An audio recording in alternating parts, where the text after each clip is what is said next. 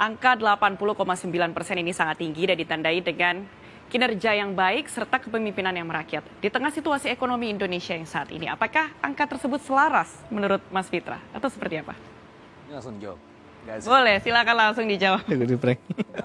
Jadi gini, kalau kita melihat dari potret secara umum ya, selama setahun terakhir, tahun 2024, kalau kita lihat dari pertumbuhan ekonomi, pertumbuhan konsumsi terutama, itu tidak pernah melampaui pertumbuhan ekonomi. Nah, itu menjadi salah satu permasalahan struktural kita ya. Karena kalau kita lihat dari kondisi 5 tahun terakhir, middle class kita jumlahnya sekarang tinggal 47,3 juta orang, dibanding 2019 yang 57,8, anjlok 9,5 juta orang.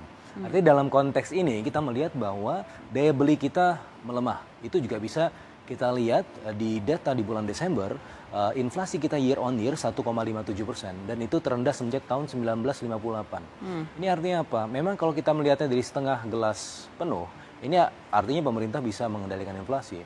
Tapi di sisi yang lain, kalau kita melihatnya dari sisi purchasing power, dari sisi daya beli, secara fatsun ekonomi, kita melihatnya bahwa ini adalah daya beli kita memang cenderungnya melemah.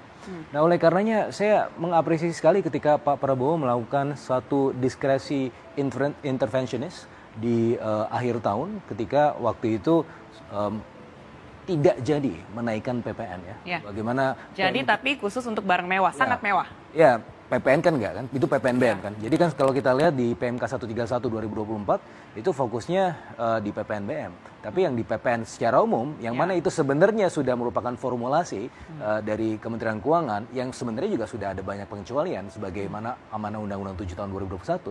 Tapi itu pun diintervensi karena itu ada, menurut saya, ini juga saya sempat sampaikan di beberapa forum termasuk di Lemhanas, ini adalah ranjau-ranjau ekonomi yang harus kita hindari. Jadi kalau misalnya setidaknya kita tidak atau belum mampu untuk menaikkan kondisi dari sisi konsumen terutama middle class, ya setidaknya tidak ada ranjau ekonomi baru yang dihadirkan tahun 2025 dan itu yang dilakukan oleh Pak Prabowo. Sementara itu di sisi yang lain saya juga masih melihat bahwa potensi PPN atau penerimaan dari PPN itu hilang, tetapi di sisi yang lain stimulusnya masih tetap ada. Ada sekitar 265 triliun dari APBN kita yang masih tetap dialokasikan untuk sisi konsumsi. Dan itu merupakan satu hal yang menurut saya juga paling krusial karena itulah yang kemudian menjadi permasalahan struktural kita selama 5 tahun terakhir. Dan tentunya kalau kita melihat banyak program-program prioritas yang merupakan flagship dari pemerintahan Pak Prabowo ini, itu juga banyak fokusnya ke sektor konsumsi. Seperti misalnya makan bergizi gratis, 71 triliun. Dan itu juga ada potensi bertambah begitu kan. Dan juga kemudian ada revitalisasi sekolah, debt write-off dari beberapa UMKM yang tidak bisa lagi mendapatkan aktivitas pendanaan dari perbankan karena mereka sudah jelek kredit skornya, tapi kemudian itu diputihkan sehingga mereka mampu untuk memulai yang baru, untuk kemudian bisa lebih survive di sektor UMKM dan yang lain-lain. Dan itu sebenarnya merupakan salah satu flagship dari Pak Prabowo. Selain itu nanti kita mungkin bahas di sesi berikutnya ya. Untuk tahun 2024. Angka kemiskinan kita 8,57% dan ini adalah salah satu atau bahkan terendah sepanjang sejarah ya dari semenjak dicatat tahun 1960. Hanya saja catatannya kalau kita bicara angka kemiskinan ya itu kan memang mayoritas sudah ada di data terpadu kesejahteraan sosial. Yang jadi masalah adalah yang middle class yang tadi saya sampaikan tadi. Kalau yang masyarakat menengah ke bawah mereka dapat bansos, dapat bantuan dan seterusnya. Tetapi untuk masyarakat middle class ini, ya mereka dibilang miskin enggak, dibilang kaya juga enggak. Dapat bansos enggak dapat bansos. Tapi daya beli masyarakat turun. Makanya pinjam dulu 100 supaya silaturahmi tidak putus. Itu yang menjadi patron dari middle class kita. Asal jangan jadi pinjol ya Mas. Nah itu juga, karena kalau kita lihat data dari pinjol itu meningkat secara akseleratif dari tahun 2020 ya, dan sementara data tabungan masyarakat itu dari 5 tahun terakhir 98,8% ya, yang di bawah 100 juta rupiah, yang mana itu mayoritas middle class kita, itu anjlok dari sebelumnya 3 juta rata-rata di tahun 2019, sekarang tinggal 1,8 juta. Artinya masyarakat ini terutama middle class makan tabungan. Dan oleh karenanya saya rasa paket stimulus yang ini kalau kan belum bisa kita evaluasi ya karena baru akan diluncurkan di tahun ini, 265 triliun ini saya rasa akan sangat signifikan sekali karena selain itu juga ada bansosnya, tentunya ada paket bansos, tapi di situ ada paket untuk industri padat karya. Nah inilah yang menjadi salah satu tantangan kita ya, bagaimana masyarakat terlempar dari sektor formal ke sektor informal karena dan pada akhirnya menggerus income mereka secara signifikan. Meskipun kalau kita lihat dari data pengangguran mungkin cukup rendah, tapi dari sisi income mereka tergerus. Dan oleh karenanya butuh untuk kemudian perluasan kerja di sektor formal itu tadi. Makanya kita bicara sehari-hari atau pemerintah selalu dalam diskusi-diskusinya selalu melibatkan pembicara mengenai industrialisasi. Nah, itu yang kemudian menurut saya itu sangat penting sekali untuk membuka lapangan kerja di sektor formal. Nah, tantangan berikutnya menurut saya adalah tantangan tentunya dari sisi pendanaan. Nah, makanya tadi kita bicara mengenai penghematan ya. Kalau dari hitung-hitungan saya, ini saya sudah sampaikan dari bulan November tahun lalu, bahwa ada potensi pembengkakan anggaran di tahun ini, tahun 2025, itu sampai 200 triliun. Kalau kita bicara mengenai defisit di tahun 2025, itu berdasarkan prognosis APBN, nota keuangan, itu 620 triliun kan. 2,53% ya. 2,53%. Tapi ada potensi meningkat. Peningkatan dari sisi apa? Pertama, dari sisi revenue shortfall, dari sisi PPN. Jadi kalau kita lihat anggaran kita tahun 2025 ini, itu 2.996 triliun in total, proyeksinya. 2.490 triliun itu dari pajak, 945 triliun secara khusus mengenai PPN. Nah, itu punya potensi shortfall dari PPN 50 triliun, dari sisi pajak secara umum ada PPH another 50 triliun, sehingga ada shortfall 100 triliun. Dari sisi belanja, ya saya sudah sampaikan dari bulan Desember itu ada peningkatan 130 triliun, dan kita kemarin sudah mendengar di bulan Januari, ini saya tidak koordinasi dengan Pak Zulhas, tapi Pak Zulhas kemarin bilang ada tambahan kemungkinan 130 triliun untuk kemudian food estate dan juga makan bergizi gratis.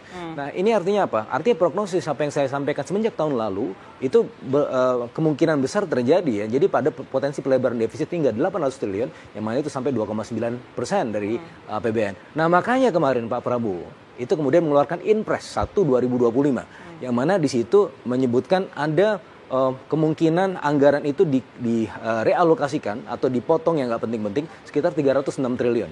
Sehingga kalau kita bicara tadi potensi pelebaran defisit dari 200 sampai 250 triliun, itu mampu untuk kemudian diantisipasi oleh penghematan anggaran. Ya, kalau kita bicara dinas dan segala macam, 20 triliun memang ya oke, tapi sebenarnya yang paling signifikan lagi apa yang dilakukan oleh pemerintah ini adalah realokasi penggunaan dana infrastruktur.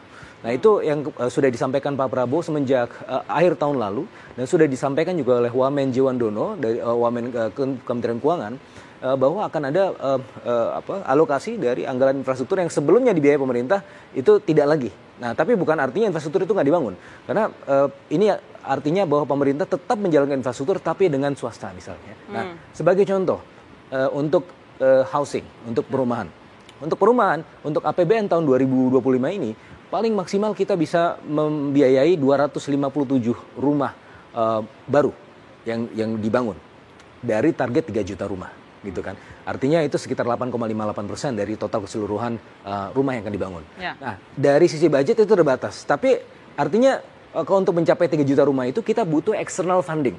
Dan oleh karena kemarin kita bicara bagaimana Qatar, kemudian Uni Emirat Arab, ada kemudian Saudi Arabia, yang masing-masing kemudian kalau kita totalkan punya komitmen 7 juta rumah baru. Jadi kalau kita lihat dalam 5 tahun ke depan kita butuh 15 juta rumah, ya dalam 3 juta 1 tahun, artinya dari 7 juta itu sudah hampir dari setengahnya.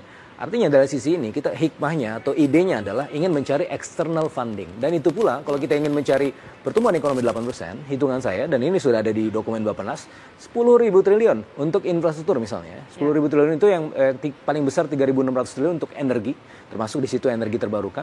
Yang kedua ICT 1.800 triliun. Maksimum yang kita bisa usahakan dari dalam negeri itu 3.000 triliun. Sementara yang bisa kita usahakan dari sumber-sumber luar negeri itu 7.000 triliun.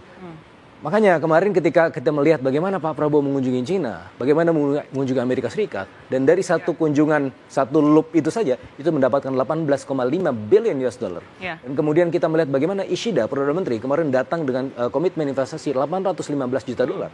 Dalam hal ini, kita bisa melihat bahwa ada yang di kubu barat dan di kubu timur itu kemudian mempercayai Indonesia di tengah kubu yang friendshoring seperti ini ya, berkongsi di antara sejawat Amerika Serikat and Friends, China and Friends, tapi mereka mempercayai Indonesia, dan dalam hal ini kita bisa memanfaatkan peluang-peluang yang terserak dan bisa mendapatkan peluang investasi dan bahkan bisa mengejar pertumbuhan ekonomi 8%. Dan itu menjadi flagship menurut saya dari pemerintahan Pak Prabowo sekarang, outward looking policy mendekat di antara partner-partner besar tadi gitu.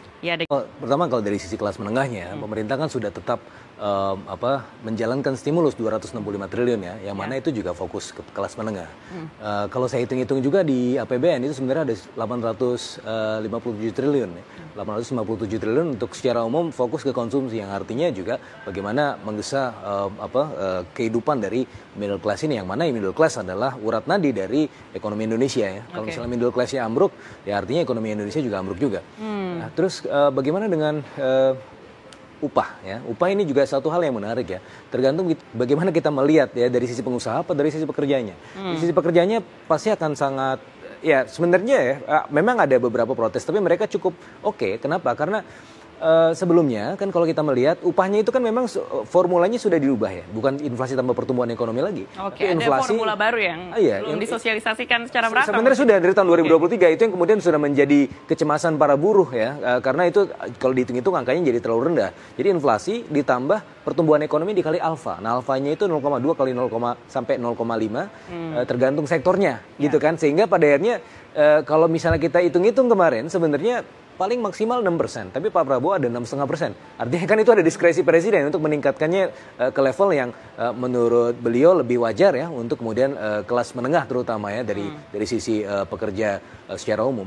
Tapi di sisi yang lain sebenarnya pengusaha ini juga sebenarnya agak kerepotan ya. Ketika dinaikkan maka ongkos produksinya punya potensi untuk meningkat. Nah, ini juga kemudian pemerintah kayak sepertinya kalau saya lihat dari paket stimulus yang terakhir, ada kemudian stimulus juga untuk industri padat karya untuk sebagai kompensasi itu juga ya, sehingga pada akhirnya ya dua-duanya diuntungkan lah. Dan kalau kita lihat secara umum ya, kalau kita bicara mengenai penciptaan industri ya, terutama industri yang bisa menyerap tenaga kerja yang banyak, itu salah satunya adalah selalu direpotkan oleh ongkos produksi.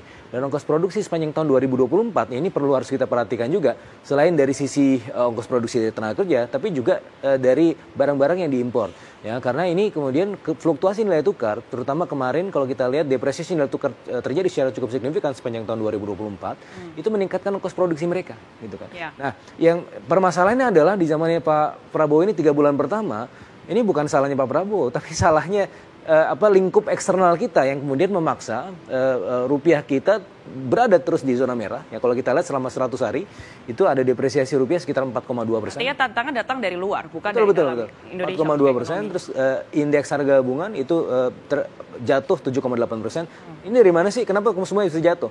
Tidak hanya Indonesia, tapi juga secara umum emerging markets. Karena Trump. Nah, Trump ini ya, kalau kita melihat ini adalah tantangan purwarupa. Artinya kenapa saya bilang tantangan purwarupa? Karena ini belum jadi kebijakan, tapi itu jadi persepsi publik secara umum, secara global, bahwa Amerika Serikat di tangan Trump akan menjadi lebih baik ekonominya, sehingga itu menyedot dana dari emerging markets. Nah, pada akhirnya itu kemudian menghasilkan apa? Semuanya dalam zona merah di emerging markets. Dana tersedot ke sana semua. Dan itu menjadi tantangan kita juga. Dan oleh karenanya ya Pak Prabowo dalam hal ini saya rasa juga sudah cukup baik untuk tidak kemudian ada ranjau baru di tahun 2025, PPN udah nggak jadi naik, stimulus tetap ada, dan kemudian ada relokasi anggaran. Iya, ini tantangan sudah ini ya, ada dari dalam dan juga dari luar begitu ya, terutama singkat saja solusi yang bisa dilakukan oleh pemerintah untuk tantangan di bidang ekonomi. Solusinya adalah kembali lagi fokus kepada konsumsi, karena itu yang paling kontributif terhadap pertumbuhan ekonomi. Ya, sikat segala inefisiensi. Ya, kita lihat tadi bagaimana yang rapat-rapat kalau bisa maksimum 15 orang kata Pak Prabowo kan. Yang lain itu Zoom aja. Kalau tidak perlu ya tidak bisa dilakukan. Yang penting fokusnya adalah bagaimana anggaran itu money follow function, menciptakan tenaga kerja, mendatangkan devisa. Efisiensi ya yang harus dilakukan.